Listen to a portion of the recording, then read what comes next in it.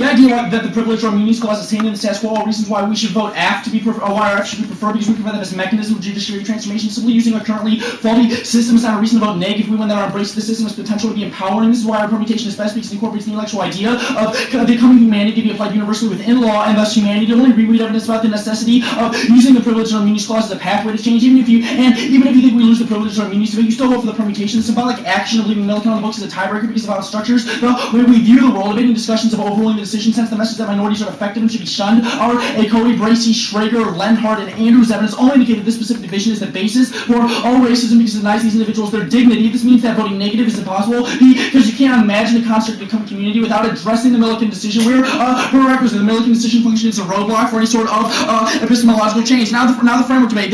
Our interpretation is that all policies must be all advocacies must be policy frameworks. They say that the negative predictability is better, but look at competing predictabilities. We have 4 case topics we can choose from. Our utopian alternatives allow for things like fiating the terrorists won't attack each other, or that we should all love each other. These sorts of alternatives are good in a utopian vision, but the only reason that they have a link is because we are shackled to using political advocacies. We agree that the common community is the best thing that we should endorse. However, the only way to do that in a policy way is to do that via the judiciary. That's the only reason that they say they can link to the plan text over that was just explained. Now extend that this takes out fairness because we can't get offense against mindset shifts. But it is true that if everyone loved each other, this would be good. However, it is impossible for any not to link this. Now they say that there's only one epistemology. However, the only reason that they have a dissatisfied political action is because in comparison to a utopian vision. You should look at the context of our plan in a political action and realize that it is the best of at least 2 evils. We realize that it's not perfect. However, it's the best way to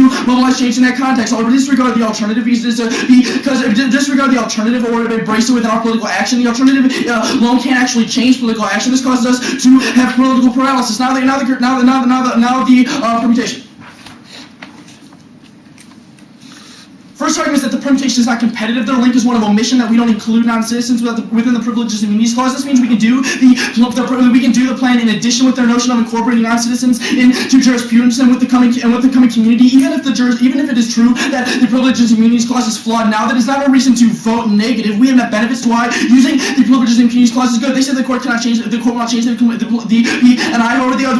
does not change it either because it does not go through the courts. This means that it leaves it on the books. There are a couple dissents to this. The first dissent is the memory evidence, which indicates that it causes stigmatization and dehumanization. This is first because this is a conceded argument and is evaluated first because the stigmatization and dehumanization is real and will not be changed even if the alternative is embraced, because the way that the judiciary perceives and impacts the communities is real. Even if the alternative tries to overcome this, it can't because it is still on the books. Furthermore, our Dunn evidence indicates that, our Dare evidence indicates that the only way to change is to go through the law because it is the overwhelming, it is the precursor to autonomy. We can't wish away the alternative. Can't wish away the law. We use it to empower us. Now the Andrews evidence indicates that we transform humanity comparatively best because we shackle the court. The alternative will just be resisted by the court, even if they win. That the court would not change the privilege and immunities interpretation. Furthermore, we solve for the reasons why the privilege and immunities clause is bad now because our Andrews evidence is inclusive of all humanity. We do not read any evidence that the privilege and immunity clause would only be predicated to citizens and not to non-citizens. Even if the privilege and immunity clause is bad now, the way that we've transformed, the way that society would perceive each other would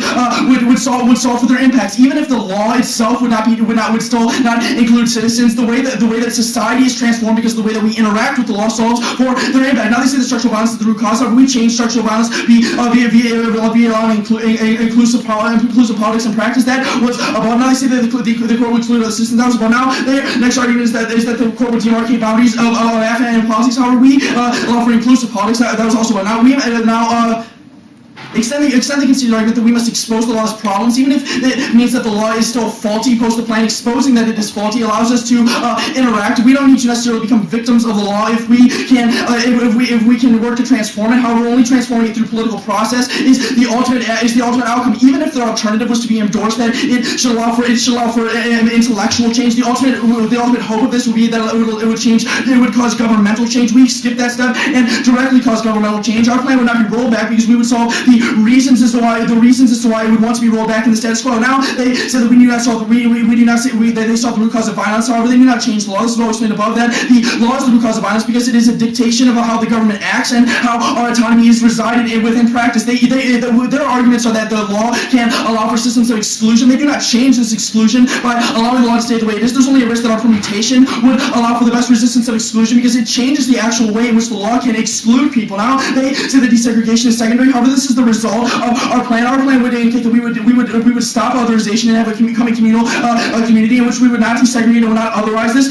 So that's not, that was explained above. Now they say the modest man. Now it's evidence that the modest man is key. They say that they are not a radical moment. However, this is not our argument. Our argument is that they are radical insofar as they do not actually advocate political change. Our pragmatism of the modest man is the best first step in coming to what their alternative wants. Even if their alternative is the best intellectual idea, you have to vote for what would actually cause change. Only we do. Now they say the act is not. I'm not going for the poor loading fixed argument. They say that it relates to the plan text. However, the alternative is not a plan. It should be rejected. Only we have even our plan text. Even our plan text is bad, the permutation can still incorporate their ideology into what would happen post the plan text to solve for their arguments. Now they say there's only one epistemology. However, there's only reason that say political action is in comparison to utopian vision. We know that politics aren't perfect, but only we mobilize change. At the end of the round, we solve the stigmatization and racism. They only wish it away.